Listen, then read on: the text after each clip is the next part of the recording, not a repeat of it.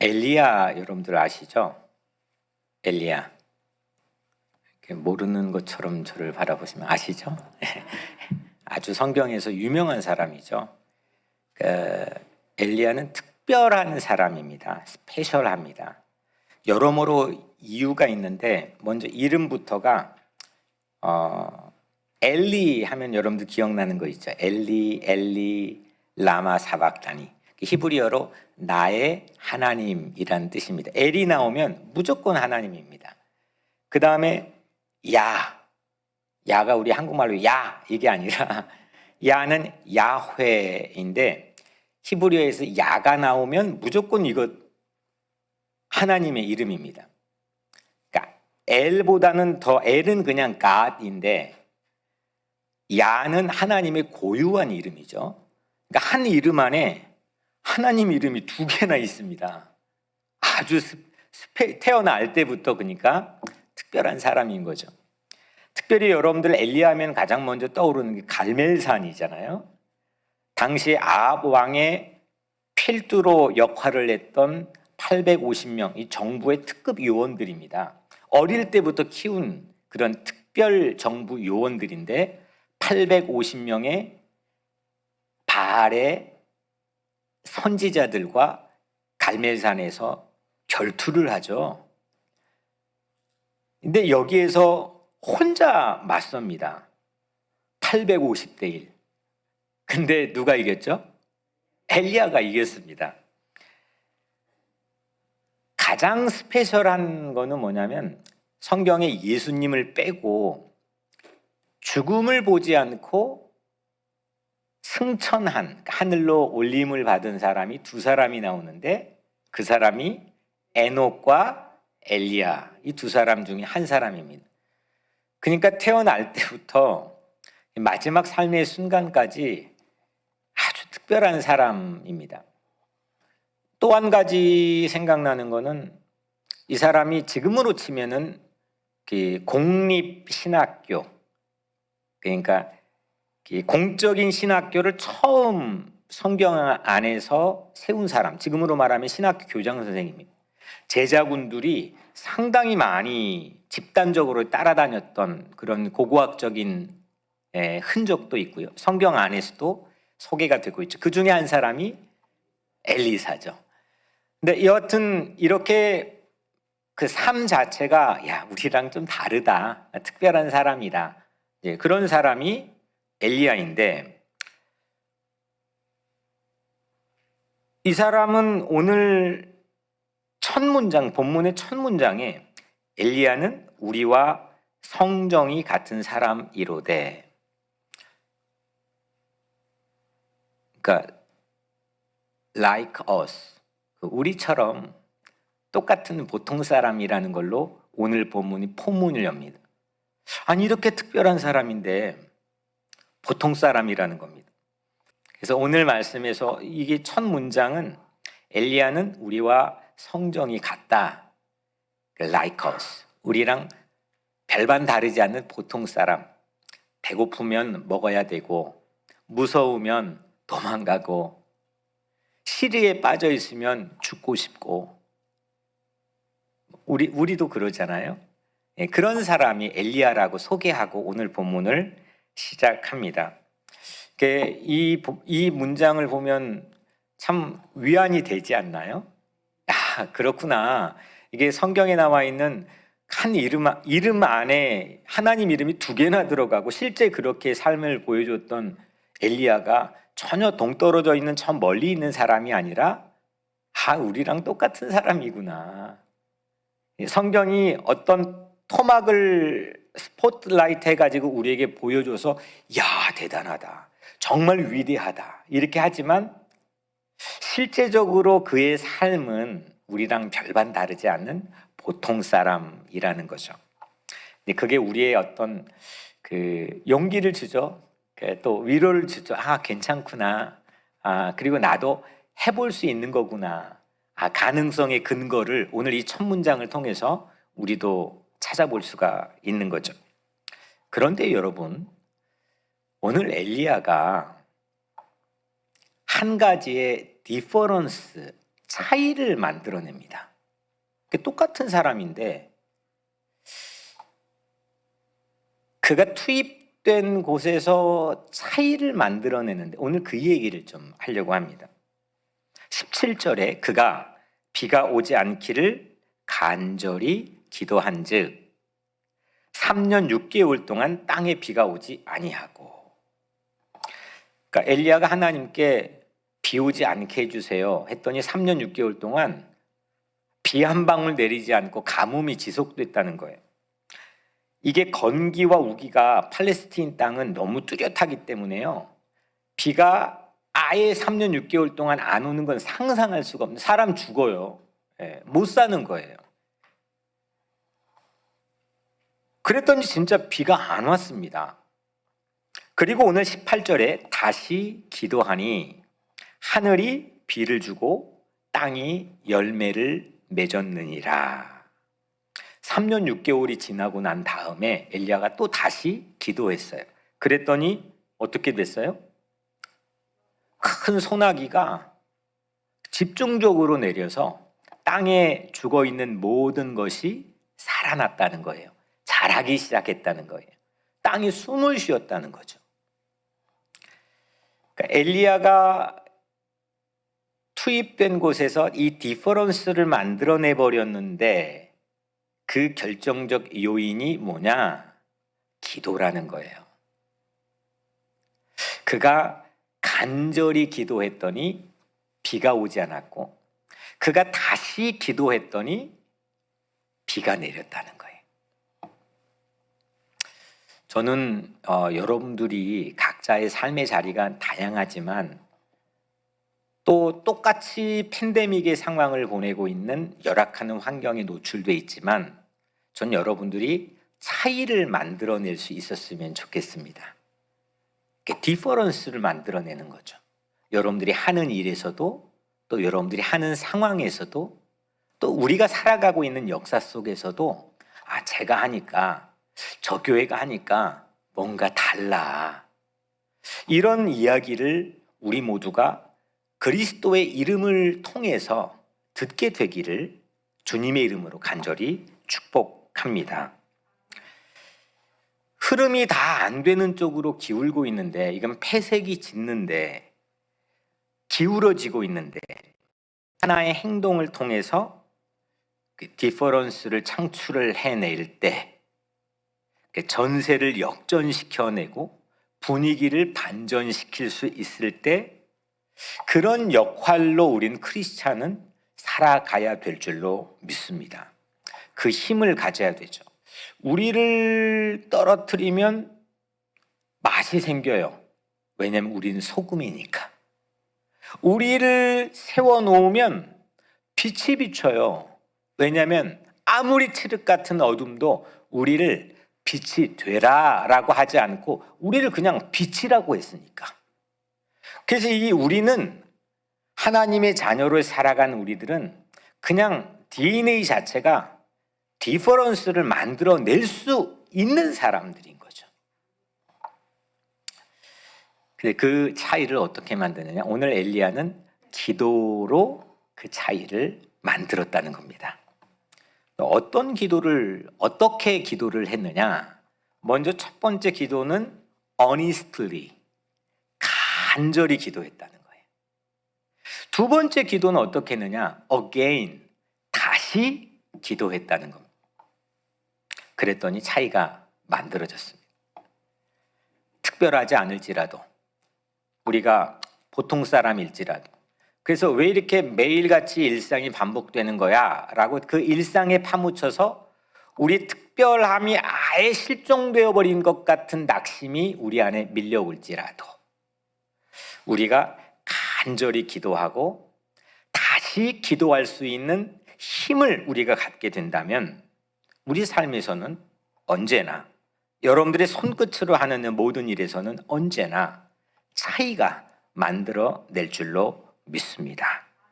그래서 뉴욕 우리 교회도 그렇지 않습니까? 이게 이 뉴욕에 얼마나 교회가 한인교회도 많지만 뉴욕에 뭐 수많은 인종들의 얼마나 많은 교회가 있습니까? 꼭 우리 교회에 다녀야 될 이유가 뭡니까? 저는 이 교회를 유지하고 목회해야 되는, 저를 설득하고 납득할 만한 이유가 뭡니까? 이걸 가져야 되는 거 아니겠습니까? 그래서 오늘 뉴욕 우리 교회도 이 많고 많은 교회 안에서도 하나님께서 우리 교회에게 주신 사명, 이거를 가지고 우리 교회가 가면 디퍼런스가 만들어질 수 있는, 차이가 만들어질 수 있는 그런 신앙 공동체가 우리 함께 되기를 주님 이름으로 간절히 축복합니다. 먼저 첫 번째 엘리야가 기도를 드립니다. 첫 번째 기도는 뭐죠? 비가 오지 않게 해달라고 기도를 어떻게 했어요? 간절히 했습니다. 그랬더니 실제로 3년 6개월 동안 비가 오지 않았고 가뭄이 지속됐습니다. 이 사실을 예수님도 언급했습니다. 누가복음 4장 25절에 엘리야 시대에 하늘이 3년 6개월간 닫혀 온 땅에 큰 흉년이 들었을 때에, 예수님도 한 대략 700년 전에 있었던 그 사건을 끄집어내서 예수님이 리마인드를 시켜줬던 거죠. 그러니까 가뭄입니다. 그러니까 첫 번째 기도는 가뭄을 달라고 기도한 겁니다. 그 가뭄으로 인해서 연속으로 시리즈처럼 이어지는 사건이 세 가지가 있는데요. 이 기도는 열왕기상 17장 1절에서 했고 18장 마지막에서 이제 이 3년 6개월이 끝마쳐지는데, 이 짧은 2장 안에서 세 가지 주요 사건이 이어집니다. 가뭄 때문에 발생되는 사건입니다. 그러니까 가뭄 때문에 발생됐다면 엘리야의 이 첫 번째 기도 때문에 일어난 사건인 거죠. 첫 번째 사건은 가뭄 때문에 엘리야가 어떻게 됐냐면, 당시 아합 왕이 다스렸던 정부의 불순 인물로 찍힙니다. 낙인 찍혀서 수배자로 도망을 다닙니다. 그곳이 그릿 시내가죠. 두 번째, 이 가뭄으로 인한 사건은 온 천지가 먹을 게 없어지니까 그 가뭄으로 빈곤자들이 속출합니다. 그래서 사르밧 과부가 마지막 이것 먹고 죽어야 되겠다 해서 아들과 함께 최후 식량을 막 모아 준비하고 있던 찰나에 엘리야의 방문을 받게 되는 사건이 일어나게 되죠. 그리고 세 번째로 우리가 가장 유명하게 잘 알고 있는 갈멜산에서 850명의 정부 요원들과 이 바알 선지자들과 엘리야가 누구 제단에 불이 먼저 떨어지느냐.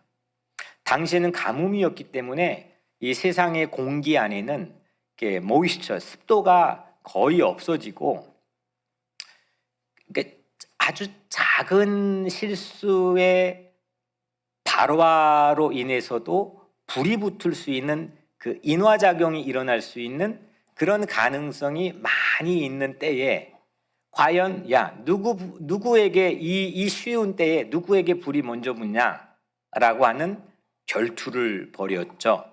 그 갈멜산 사건이 가뭄 때문에 일어나게 되죠. 첫 번째 사건은 그릿 시내가 사건, 두 번째는 사르밧 과부 사건, 마지막 세 번째는 갈멜산 사건. 이 전부 다 처음으로 거슬러 올라가면 엘리야가 가뭄 기도를 했기 때문에 발생한 사건입니다. 근데 이 3년 가뭄으로 인해 일어난, 소개해드린 이 사건은 어떤 역할을 해요. 무슨 역할을 했느냐? 당시 세상에 만연했던 불의를 세상에 공개합니다. 악이 뭔지, 잘못된 게 뭔지. 특별히 아합 왕, 이스라엘 남북의 왕이 39명 있는데, 성경에서 소개하기를 가장 악한 왕을 아합 왕으로 뽑거든요. 그 아합 왕보다 더 악한 사람을 그의 아내인 이세벨 왕으로 뽑는데, 그 아합 정부가 가지고 있는 그 불의와 그 기만을, 그 민낯을 그대로 공개하는 역할을 이 가뭄이 합니다. 여러분들 17장 18장 보면 이제 그걸 하게 되죠. 그래서 하나님의 정의를 세울 새로운 길을 열게 됩니다. 엘리야가 왜 비가 오지 않도록 간절히 기도했을까요? 아니, 비가 오게 해달라고 기도해도 부족할 판인데 왜 비가 오지 않게 해서 세상 이렇게 힘들게 만드는 기도를 엘리야가 하게 됐을까? 이유는 그 세상에 뻔히 보이는 불의를 받는데도 지나치지 않았기 때문입니다. 당시 아합 왕과 왕후 이세벨은 이스라엘 역사상 최악의 정부였고, 특히 그 이세벨은 수입품이잖아요. 정략 결혼을 한 건데 두로와 시돈 땅에 있던 이세벨을 외교적 문제로 이제 결혼을 해서 왕으로 삼았는데, 올 때 아세라라고 하는 목상을 가져와서 그 아세라의 그 종교적인 신념을 야훼 종교에서 대체를 시켜버립니다. 그리고 아합은 바알이라고 하는 당시 우상을 전 이스라엘에게 포교를 합니다. 근데 이 두 가지 종교를 가만히 생각해 보면 가장 중요한 핵심적인 교리가 두 가지인데, 하나는 풍요와 다산입니다. 잘 먹고 잘 살려면 생산품들이 많아져야 되고, 그러려면 노동할 사람들이 필요하기 때문에 다산이 보장이 돼야 됩니다. 이 두 가지는 같이 따라다니면서 다산을 하려면 쾌락이 극대화돼야죠. 그래서 옛날 우리 시골 마을에 선앙당 같은 큰 나무 밑에서 아주 난잡한 그런 문란한 성 생활을 가지고 있고, 그게 곧 예배이기도 하고, 그래서 풍요와 다산을 약속해 준다라고 하는 그런 종교적 신념을 가지고 있는 게 바알과 아세라입니다. 근데 그게 다 비가 안 오니까 무력화돼 버리는 상황이 펼쳐졌습니다. 그러면서 그들의 민낯이 그대로 고스란히 드러날 그런 상황이 마련이 된 거죠. 그 허황된 바알의 이데올로기 가운데서 빈부격차는 훨씬 더 심해졌고, 그리고 하나님의 정의는 실종이 되었습니다. 만약에 그 불의를 보고도 대부분은 그냥 침묵했겠죠. 방관했겠죠. 세상이 그런가 보다. 이 좋을 날 오겠지. 근데 엘리야는 그 상황에서 3년 가뭄이라고 하는 참혹한 비극을 달라고 기도했습니다.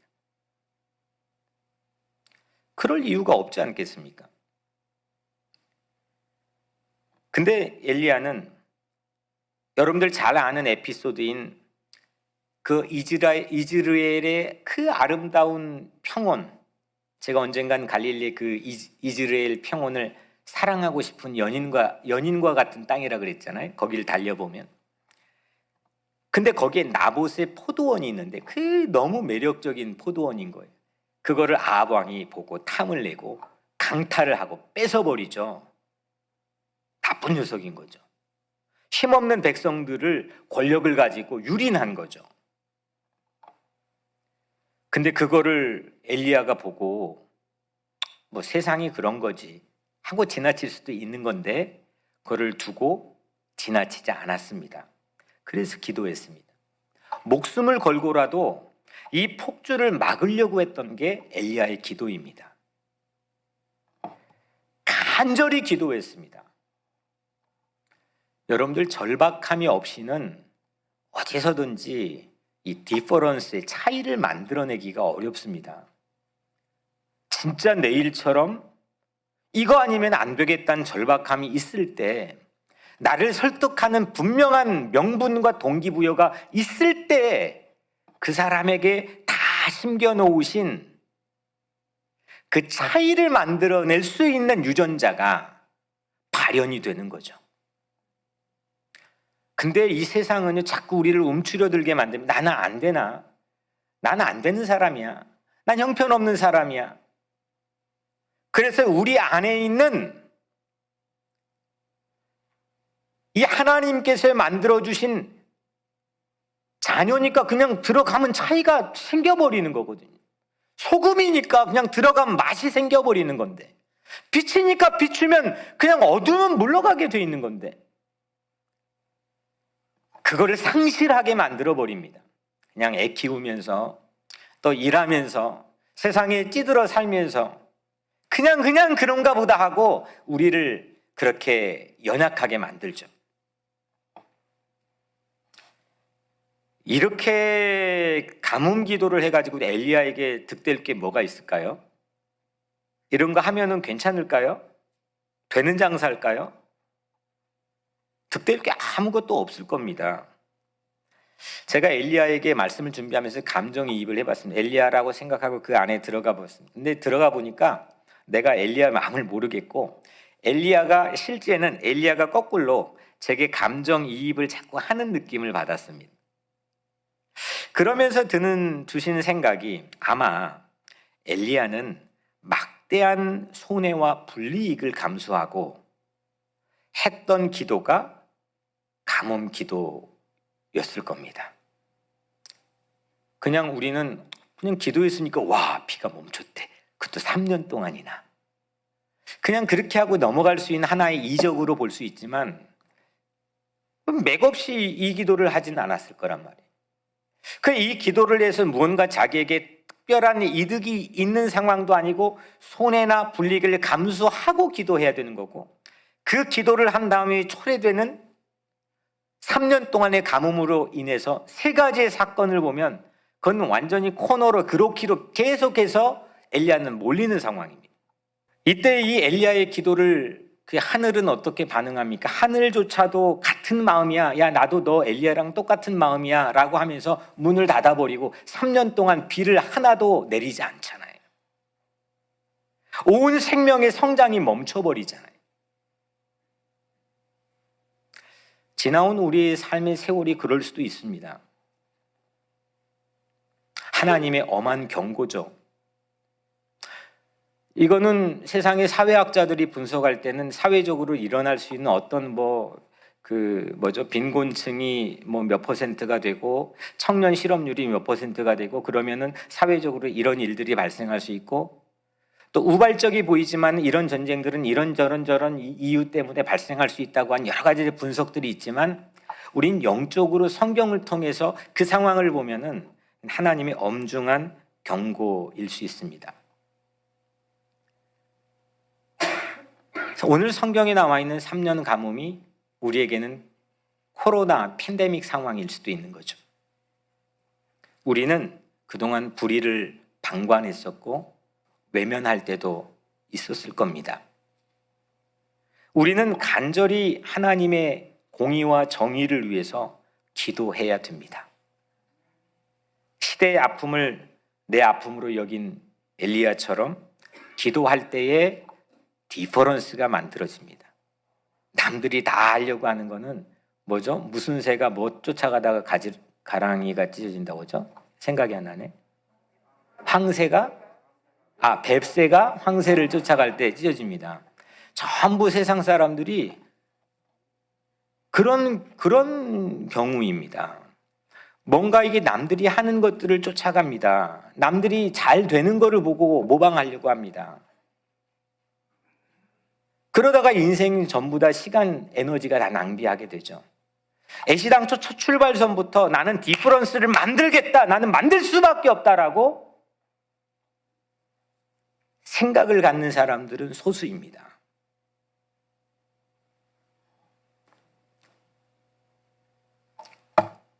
그래서 저는 이 교회가, 우리 교회가 이 많고 많은 뉴욕 안에 있는 교회 중에서 차이를 만들어내는 이 명분과 그런 동력과 그런 저를 설득하는, 또 우리를 설득하는 이유가 없다면 전 여기에 하루라도 있을 마음도 없고 이유도 없습니다. 그 마음이 있으니까 우리가 하나님의 이름으로 하나님의 능력을 가지고 이 교회가 세워져 있어야만 되는 이유가 있기 때문에 가는 거죠. 예수님께서 가장 처연한 모습으로 기도하셨던 때가 언제일까요? 겟세마네 기도 아니겠습니까? 당시 의사였던 누가의 눈으로 목격해서 누가복음에 기록한 증언에 따르면 그 의사의 눈으로 본 건데, 예수님이 거기서 기도할 때 땀이 흘려지는데 피처럼 보였다는 거예요.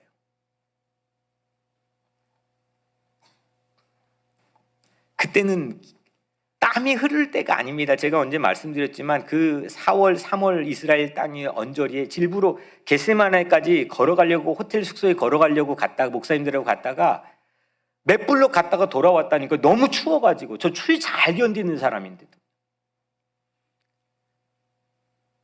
그렇게 무릎 꿇고 기도할 수 있는 타이밍의 시즌이 아니에요. 땀이 흘려지는 때가 아니에요. 근데 그게 피처럼 쏟아지는 걸로 보여질 정도로 예수님이 기도했다는 거예요. 왜 기도했어요? 시대의 죄를 짊어지고, 우리의 죄를 짊어지고 그렇게 걸어가는 숙명 같은 예수님의 기도 아니었습니까? 그 잔을 받아야 되냐, 받지 말아야 되냐, 그 본능과 그 삶의 사명 사이에서 그 절규하는 예수님의 기도를 우리는 알지 않습니까? 그런데 그 십자가 골고다까지 그 기도의 기세로 갔던 예수님의 그 십자가 기도가 결국 우리를 살린 줄로 믿습니다. 겟세마네에 시작한 그 십자가의 완성되는 기도만이 역사상 유일무이한 가장 최고의 디퍼런스를 만들지 않았습니까? 기도는 디퍼런스를 만드는 거고, 이 시대의 죄와 불의 앞에서 방관하고 침묵하지 않고 그 앞에 용기 있게 믿음으로 당당히 맞서 기도할 때 그 예수만이 할 수 있는 놀라운 하나님의 디퍼런스를 이 땅에 남겨놓았다는 거죠. 그 흔적이 우리 아닙니까? 우리는 십자가 그 기도로 차이가 발생된 하나님의 자녀가 되었습니다. 우리가 자녀가 그 예수님의 기도의 디퍼런스로 만들어진 열매 아닙니까? 저는 매주 설교를 준비합니다. 매일 하죠.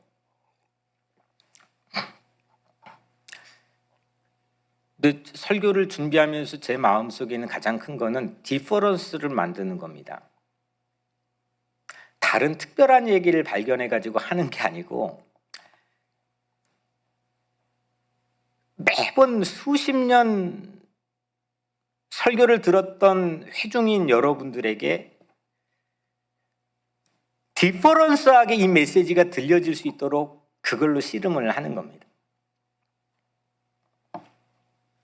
그리고 내 성도들이 세상에 나가 그 차이를 창출하고 우리 교회가 차이를 내는 그런 교회가 되고 싶은 그런 열망이 매우 가득한 사람입니다. 이제 우리가 세상에 나가서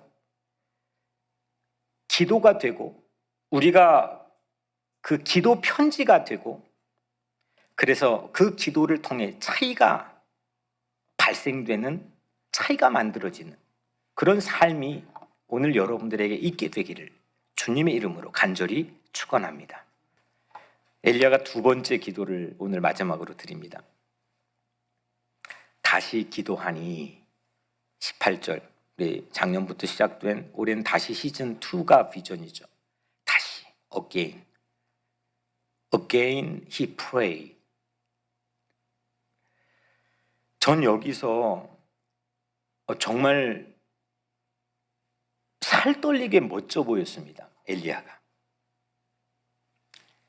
엘리야가 이 3년 반이 지나고 세상이 가뭄으로 가득 찬 그 땅 안에서 다시 again 기도했습니다. 포기하지 않고 기도했습니다. 재차 또 두드렸습니다. 열왕기상 18장 42절 그가 그 다시 기도한 모습을 보여주는데 엘리야가 갈멜산 꼭대기로 올라가서 땅에 꿇어 엎드려 그의 얼굴을 무릎 사이에 넣고 엘리야가 다시 기도했습니다. 여러분들 갈멜산 그때 뭐 다녀오신 분은 아시겠지만 갈멜산은 우리나라 지도의 포항의 토끼꼬리처럼 이스라엘 토끼꼬리처럼 지중해 바다를 향해 나온 곳이에요. 거기에 바로 그 갈멜산 그렇게 큰 높은 산은 아닌데 거기 올라가면 저 멀리 지중해 바다가 아른거림이 보입니다. 근데 그 다시 기도를 한 엘리야가 자기 종인 사환에게 부탁을 하죠. 갈멜산에 저쪽에 가서 지중해 바다를 보고 와라. 한 번, 두 번, 세 번, 6번까지도 아무것도 안 보입니다. 근데 7번째에 손만한 작은 구름이 보인다는 리포트를 그 종이 해주죠. 그리고 그 작은 구름이 큰 소나기를 내리게 되고 모든 것들이 자라나게 되죠. 그게 열왕기상 18장 42절 이하의 하반부에 나와 있는 말씀입니다. 땅이 숨을 쉽니다. 3년 6개월 만에. 오늘 18절 말씀에 다시 기도하니 하늘이 비를 주고 땅이 열매를 맺었느니라. 아멘. 다시 기도했더니 엘리야가 또 디퍼런스를 만들어냈습니다. 이때 엘리야는 왜 기도했을까요? 그는 지난 3년 가뭄의 현장에서 목격했습니다. 그 현장을 다니면서 목격했습니다. 알았습니다. 그때 만났던 사르밧 과부를 어찌 잊을 수 있겠습니까? 사르밧 과부가 살았던 사르밧이라는 마을은 그 이세벨의 고향인 시돈의 그러니까 자기 왕후가 살았던 고향이니까 얼마나 번성했겠습니까? 아무리 다 망해도 거기가 지켜지는 철옹성과 같은 그 변두리 그 도시에 변두리에 있는 사르밧에서 남편 없이 과부로 아들 하나 데리고 바로 지척에는 번영하는 땅인데 거기에서 굶어 죽기 일보 직전인 빈곤층을 엘리야가 어찌 잊을 수 있겠습니까? 그 현장을 보고 어찌 기도하지 않을 수 있겠습니까? 이 다시 기도는 하늘이 닫았던 그 창문을 열어 비를 내려 이 땅을 숨쉬게 하고 다시 생명의 양식이 자라게 하는 긍휼의 마음으로 드리는 기도입니다. 연민과 사랑으로 드리는 기도입니다. 생명을 향한 존중으로 드리는 기도입니다. 지난주에 미뤄뒀던 한 1년 가까이 미뤄뒀던 칼럼 하나를 썼습니다. 그 칼럼 내용에 제가 기고했던 글인데 이 시대의 마틴 루터 킹 목사로 불려지는, 그래서 대통령 취임식 때마다 뭐 어떤 당이든 그가 축도를 할 때도 있고 또 기도회를 인도할 때도 있고, 이번에는 그 다음날 아침에 그 기도회 설교를 맡은 윌리엄 바버 목사님이 있습니다. 마틴 루터 킹 목사님의 환생이다, 이 시대의 마틴 루터 킹이다, 이렇게 얘기를 하죠. 그 목사님이 그 설교에서, 제 설교 계속 들었는데 그 설교에서 한 얘기는 아니고 이런 얘기를 했습니다. 미국의 1868년과 1900 아닙니다. 1868년과 1896년 사이 미국의 첫 번째 재건이 있었다. 그 이후로 1954년부터 1968년까지 두 번째 미국은 재건을 했다.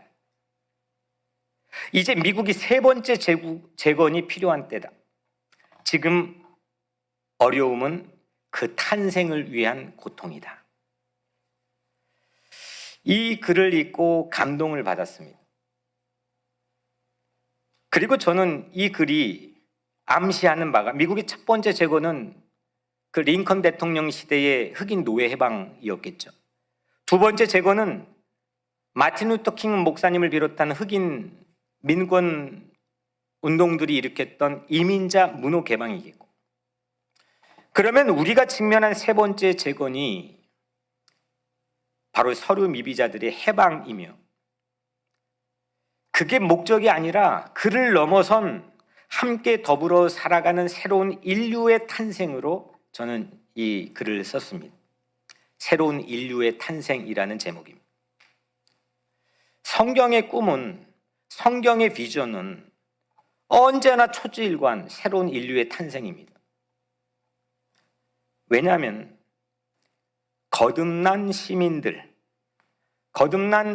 시민들이 세우는 하나님 나라의 꿈을 끊임없이 이 성경은 우리에게 말하고 도전하고 있기 때문입니다. 이걸 잃어버리면 우리는 성경의 숨결을 잃어버린 겁니다.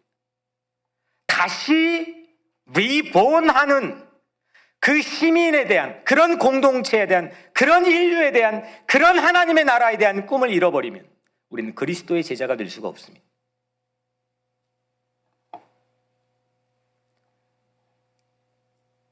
에베소서 2장 15절 말씀, 이 둘로 자기 안에서 한 사람을 지어, 한 새 사람을 지어, 이 한 새로운 사람이라는 건 영어 성경 one new humanity, 하나의 새로운 인류입니다. 이 말씀 안에 새로운 인류의 탄생이라고 하는 영감을 받게 되었는데, 당시 예수 그리스도 안에서 불법으로 불려졌던 이방인들, 합법을 자처했던 유대인들이 더불어 새로운 인류를 창조하는 것이 당시 교회가 세상에 내걸었던 비전이고 꿈입니다. 아파하는 이웃들을 보며 우리는 다시 긍휼의 기도를 드려야 됩니다. 2021년도는 매우 중요한 원년이 되리라 저는 생각합니다. 아까 말씀드렸던 두 번째 미국의 재건이었던 1965년도, 그때는 이민법이 통과되었습니다. 그 이민법 이전 1965년 이전에는 아시안들의 인구 분포가 0.5%였습니다. 그것도 그냥 뭐 다 혼혈이든 뭐든 다 섞어가지고, 그 중에서 한국 이민자들의 분포는 아마 0.000 뭐 되겠죠. 근데 지금 아시안들의 인구 분포는 6%입니다. 어떻게 되느냐? 1965년도 이 이민법, 아시안 쿼터제, 차별 쿼터제를 폐지한 이후부터 되었습니다. 우리는 무임승차한 겁니다. 손 안 대고 코 푼 겁니다. 아무것도 안 했는데 흑인들이 200년 동안 매 맞고 죽고 끊임없이 그래가지고 얻어낸 결과물로 지금 여기에 다 이민자 와 있는 겁니다. 그 이민법 없었으면 오늘날 뭐 동포사회, H마트 이건 고사하고 오늘 내가 여기에 있을지가 의문이 아니라 불가능한 상황이죠. 그 1965년에 디퍼런스를 역사상 만들어냈던 마틴 루터 킹 목사님을 향한 위시한 그 드림, 하나님 나라를 향한 드림, 흑인과 노예가 함께 더불어 살아가는, 흑인과 백인이 더불어 살아가는 그 드림, 그 기도가 디퍼런스를 만들었다면 이제 2021년도는 전 하나님께서 이 어려운 때에 새로운 탄생을 이 미국에 주시리라고 믿습니다. 그걸 위해 기도하는, 디퍼런스를 창출하는 그런 교회가 되자는 거죠. 나중에 하나님 앞에 가서 조 목사 보고 너 뭐 했어?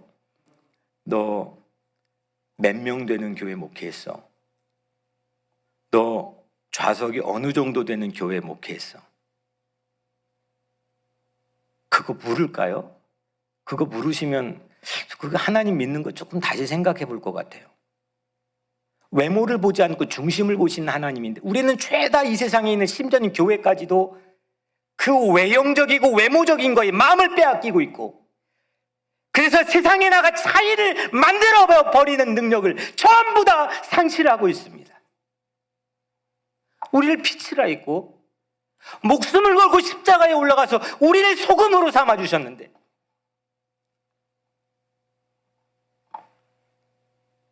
교회가 세상에 나가서 무슨 디퍼런스를 만들어내고 있습니까? 근데 희망에 다시 하는 기도를 우리가 잃어버리면 안 됩니다. 오늘 우리 각자의 삶에서 우리를 자녀 삼아주신 그 하나님 아버지의 놀라운 긍휼과 사랑을 가지고 세상에 다시금 희망을 창출하고 용기를 불어넣고 꿈을 만들어내는 이 다시 드리는 기도를 오늘 이 말씀을 듣는 사랑하는 뉴욕 우리 교회 모든 성도들이 다시 시작하게 되기를 주의 이름으로 축원합니다. 십자가는 우리를 새로운 인류로 부활하게 할 다시 기도이지 않습니까? 이 십자가 안에는 어게인이 들어가 있는 거죠. 죽였는데 다시 살아나잖아요. 다시의 꽃은 십자가와 부활 아닙니까? 우리가 예수님처럼 불의 앞에 방관하지 않고 당당하게 용기 있게 서 기도하며 고통받는 이웃들을 바라보고 죽어가는 영혼들을 바라보고 십자가의 기도를 드릴 수 있다고 한다면 우리는 어게인 다시 이 땅을 부활하고 새로운 인류를 탄생하게 하는 그런 놀라운 열매를 함께 수확하게 될 줄로 믿습니다. 십자가는 우리를 하나님 나라의 거듭난 시민으로 세워줄 주님의 기도입니다. 나를 버리지 못해서, 나를 사랑해서, 나를 고아처럼 방치하고 싶지 않아서 주님께서 친히 드렸던 십자가 기도를 통해 우리 각자는 부활하게 될 줄로 믿습니다. 미국을 다시 부활하게 하는 것, 그 기도는 다시 열매를 맺게 되는 디퍼런스를 창출하게 될 줄로 믿습니다. 오늘 마지막으로 읽지는 않았지만 그 같은 장 야고보서 5장 15절에 보면 믿음의 기도는 병든 자를 일으키시리니 주께서 그를 일으키시리라. 혹시 죄를 범하였을지라도 사하심을 받으리라. 믿음으로 드리는 기도는 다시 기도입니다. Again prayer. 실패가 일상이 되면 어제도 실패했고 그제도 실패했고 채도 안 되고 그러면 희망을 줘도 희망으로 받아들이질 못할 때가 많습니다. 설레는 게 없어요.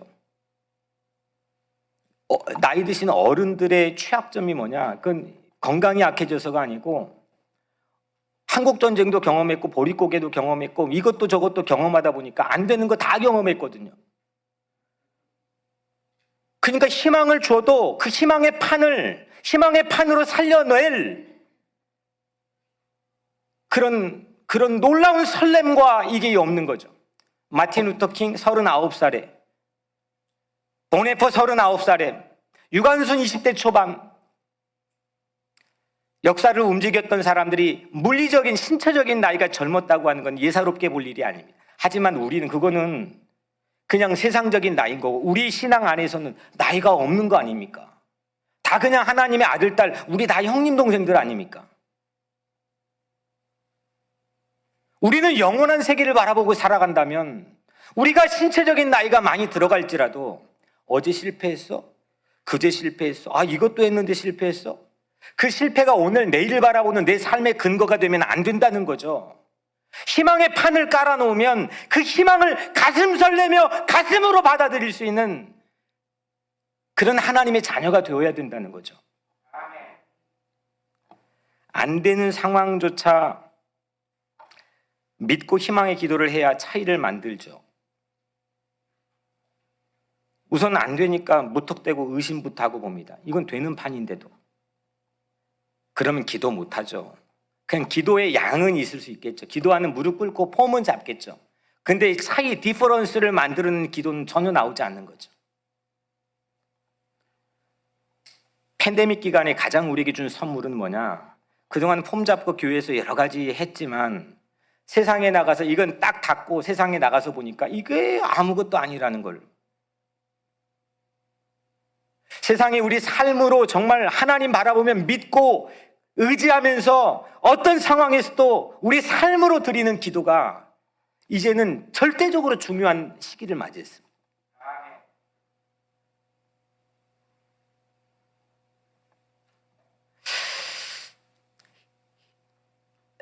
희망이 깨질까봐, 또 헛물 켤까봐, 상처받을까봐.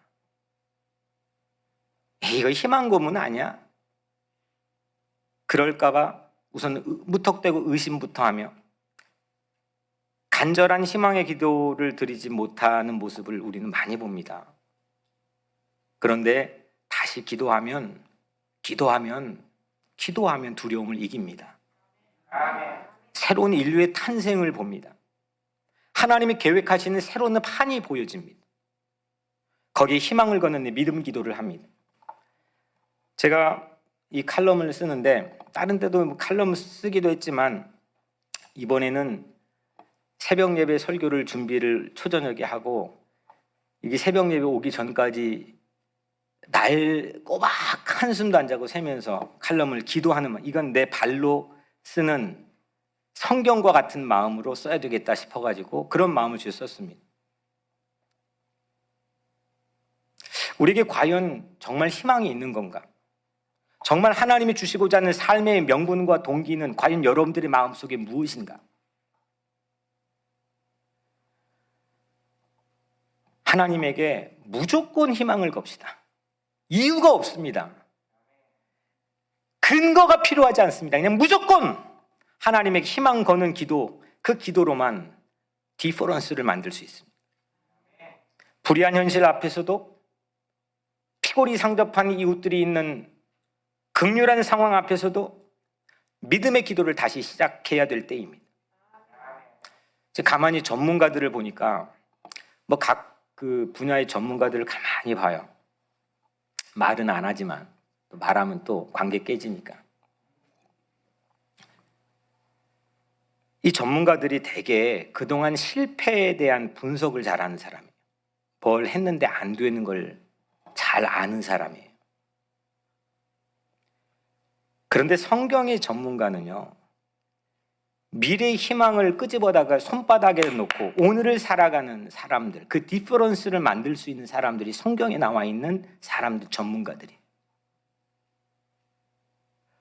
과거에 이 실패의 모든 발목이 잡혀가지고 새로운 희망을 꿈꾸지 못하는 사람들이 아니라 어떠한 절박한, 어떤 위급한 상황에서도 미래를 가져보다가 하나님의 이름으로 손바닥에다가 놓고 보지 못하는 이 현실을 마치 보고 있는 것처럼 오늘을 살아가는, 기도하는 사람들, 이 사람들이 전문가인 거죠.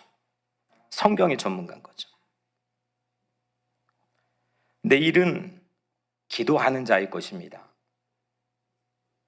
병든 자를 구원하는 것은 믿음의 기도입니다. 이 땅에 병든 나라, 병든 세상을 치유하고 믿음의 기도를 드립시다. 그때 차이가 만들어집니다. 뉴욕 우리 교회 이민자보호교회 했다고 그런 차이 정도가 아닙니다. 전 빨리 이민자보호교회가 없어지는 세상이 왔으면 좋겠습니다. 이거 골치 아파요. 이거 두 개 같이 하려니까. 이게 없어지는, 더 이상 서류 미비자들을 추방해서 보호하는 그게 필요 없는 그런 교회가, 그런 세상이 왔으면 좋겠어요. 그런 정도가 아니라 하나님이 우리에게 주었던 꿈, 새로운 거듭난 시민들이 세우는 하나님 나라에 대한 비전이 이루어지는 새로운 인류의 탄생.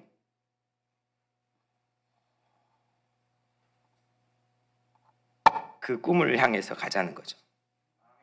예레미야 33장 3절, 너는 내게 부르짖으라. 내가 내게 응답하겠고 네가 알지 못하는 크고 은밀한 일을 내게 보이리라. 아멘. 다시 기도할 때 우리가 알지 못하는 내일을 보게 되는 거죠. 마태복음 7장 7절, 구하라 그리하면 너에게 주실 것이요 찾으라 그리하면 찾아낼 것이요 문을 두드리라 그리하면 열릴 것이니 구하는 이마다 받을 것이요 찾는 이가 찾아낼 것이요 두드리는 이에게 열릴 것이니라. 아멘. 다시 벽 앞에서 벽을 밀치는 기도를 해봅시다. 다시 그러면은 문이 됩니다. 다시 벽을 앞에서 벽을 눕히는 기도를 합시다. 그러면 미래로 건널 브릿지가 됩니다. 사랑하는 여러분, 다시 기도합시다. 가뭄 기도도 간절히 하고 단비 기도도 다시 합시다. 용기 있는 가뭄 기도를 통해 불의에 의연히 맞설 용기와 힘을 우리에게 제공해 줄 거고, 긍휼의 단비 기도를 통해 다시 이 땅의 모든 생명이 꽃처럼 살아나는 그런 놀라운 역사를 우리가 체험할 겁니다. 자녀가 빵 달라는데 톱밥을 줄 아빠가 어디 있습니까? 우리 아버지를 믿고 있다면, 그 아버지의 기도하면, 다시 기도하면 하나님은 반드시 꼭 언제나 주실 줄로 믿습니다. 그 기도만이 차이를 만들어낼 줄로 믿습니다. 기도하겠습니다.